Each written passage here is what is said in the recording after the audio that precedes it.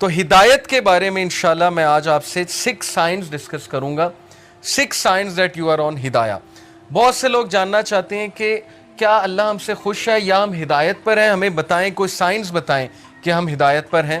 تو انشاءاللہ میں 6 سائنز آپ سے ڈسکس کرتا ہوں. سب سے پہلا سائن یہ ہے ہدایت پر ہونے کا کہ آپ اللہ کی طرف سے ہدایت پہ ہیں, کہ آپ ہدایت کی دعا کر رہے ہیں.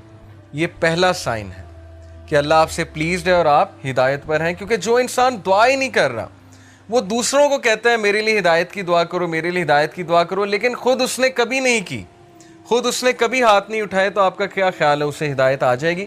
اللہ یہ کہ اللہ تعالیٰ کو بہت بڑا احسان اس پہ کر دیں, کو بہت ہی اس کی بات انہیں پسند آ جائے, ادروائز بہت مشکل ہے. تو سب سے پہلا سائن یہ کہ یو آسک اللہ فار ہدایہ یور سیلف, اور اس کے لیے دعا ہے. اور وہ دعا کیا ہے؟ ربنا لا تزغ قلوبنا بعد اذ ہدیتنا وہب لنا من لدنک رحمہ انک انت الوہاب. سورہ آل عمران chapter number 3 verse number 8.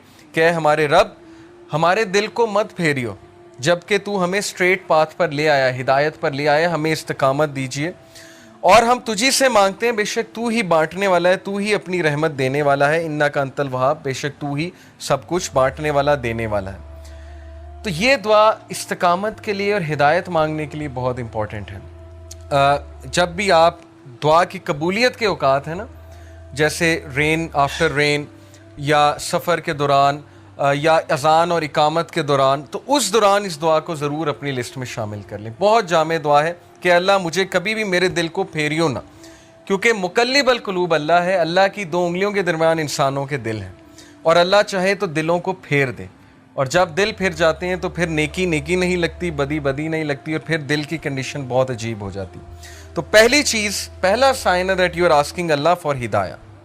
Second sign that you are turning to اللہ آفٹر سننگ.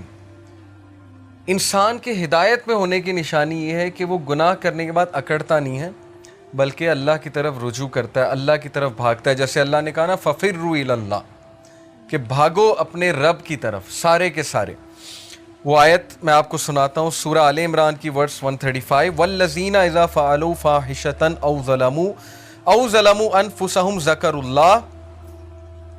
وَالَّذِينَ إِذَا فَعَلُوا فَاحِشَةً, when they commit an evil, جب یہ کوئی فحش کام کر بیٹھتے ہیں, کوئی گناہ کر بیٹھتے ہیں. اس سے ثابت ہوا کہ نیک لوگ سے بھی گناہ ہو جاتا ہے, ہر کوئی پھسل جاتا ہے. او ظلموا, اور ظلم کر بیٹھتے ہیں, انفسہم, اپنے نفس پہ, ذکر اللہ, اللہ کو یاد کرتے ہیں فوراً. اللہ کو یاد کرنے سے مراد یہ ہائے اللہ, یا او اللہ, یا کچھ بھی, مطلب ایک دم منہ سے نکل جاتا ہے نا, اللہ کے لیے آہ نکل جاتی ہے. یا گناہ جب کرتے ہیں ایک دم سے اللہ یاد آ جاتا ہے کہ یہ میں نے کیا کر دیا, صرف یاد آنا, ذکر اللہ, اللہ کو یاد کرتے ہیں. فاستغفروا لذنوبہم, اور اللہ سے معافی مانگتے ہیں, اللہ سے رجوع کرتے ہیں کہ اللہ مجھے بچا لے, میں تباہی کی طرف جا رہا ہوں, مجھے اس چیز سے سیو کر لے. اللہ کو یاد کیا, اللہ سے استغفار کیا. وَمَن يَغْفِرُ الذُّنُوبَ إِلَّا اللَّهُ, اور کون ہے جو گناہوں کو معاف کر دے سوائے اللہ کے؟ کوئی نہیں ہے جو اللہ کے علاوہ گناہوں کو معاف کر سکتا ہے.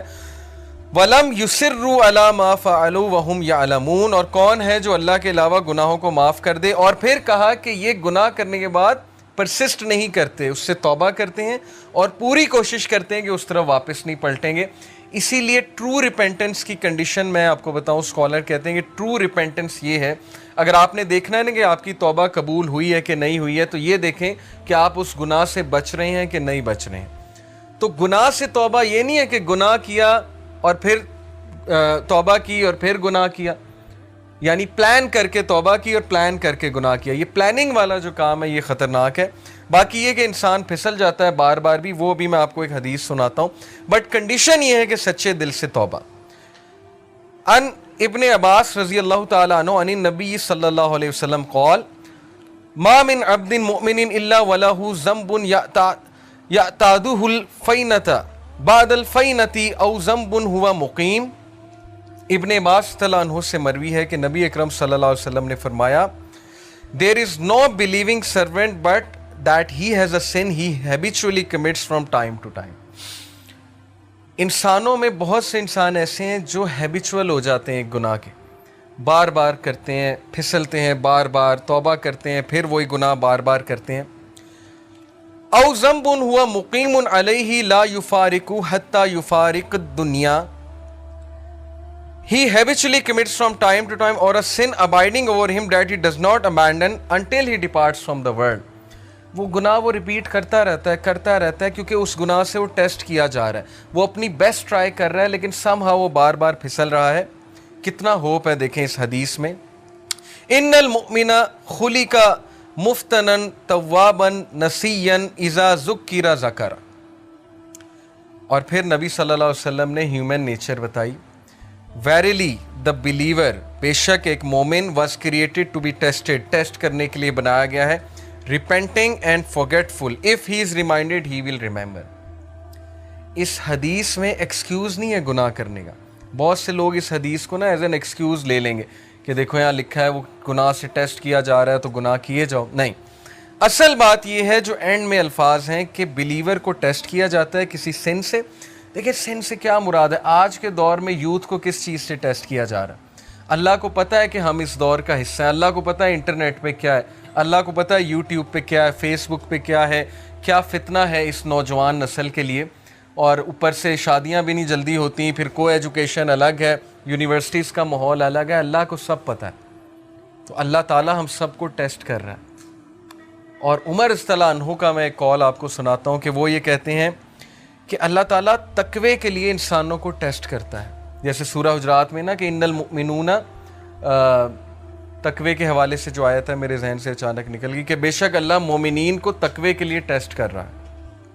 تو یہ ہم سب کا تقوی کا ٹیسٹ ہو رہا ہے کہ تمہارے پاس اپرچونٹی کھلی ہے، انسٹاگرام ہے، فیس بک ہے، سب کچھ ہے. اب اپنے جوہر دکھاؤ، اب اپنے وہ اندر کے اس ہیرو کو جگاؤ، اپنے نفس پہ قابو کر کے دکھاؤ اور اللہ تعالیٰ ریوارڈ کرنے والا. تو اس لیے بلیور جو ہے وہ ٹیسٹ کیا جاتا ہے. ہم میں سے ہر بندہ ٹیسٹ کیا جائے گا کسی ایڈکشن سے، کسی چیز سے، کسی سن سے. لیکن اللہ کو وہ پسند ہے جو ریپینٹ کرتا ہے، بار بار فورگیٹ کر جاتا ہے لیکن بار بار پلٹی کھاتا ہے. جھپٹنا پلٹنا، پلٹ کر جھپٹنا لہو گرم رکھنے کا ہے ایک بہانہ. تو پلٹتا ہے، بار بار جھپٹتا ہے، گرتا ہے پھر اٹھتا ہے، گرتا ہے پھر اٹھتا ہے. اپنے آپ کو ڈاؤن نہیں کرتا، گھٹنے نہیں ٹیکتا گناہ کے آگے، کھڑا ہوتا ہے، مقابلہ کرتا ہے. if he is reminded he will remember. اور اس کی ہدایت کی نشانی یہ کہ جب اسے ریمائنڈر دیا جائے وہ ریمائنڈر لیتا ہے، آکڑ نہیں دکھاتا آگے سے. یہ نہیں کہتا مائنڈ یور اون بزنس، تمہیں کیا تکلیف ہے، میں جو مرضی کروں. اب تو لوگ ایسے کہتے ہیں نا کہ تمہیں کیا تکلیف ہے، میں جو مرضی کروں. تو ہدایت کی نشانی یہ کہ جب اسے ریمائنڈ کرایا جائے اور ریمائنڈر اسے افیکٹ کرتا ہے. اور یقین کیجئے ہماری میجورٹی یوتھ اس کیٹیگری میں فال کرتی ہے. ہم جج کر لیتے ہیں کسی کی ڈریسنگ سے. جیسے خواتین ہیں یونیورسٹی میں، آپ کو پتہ ہے ڈریسنگ کس طرح کی ہوتی ہے.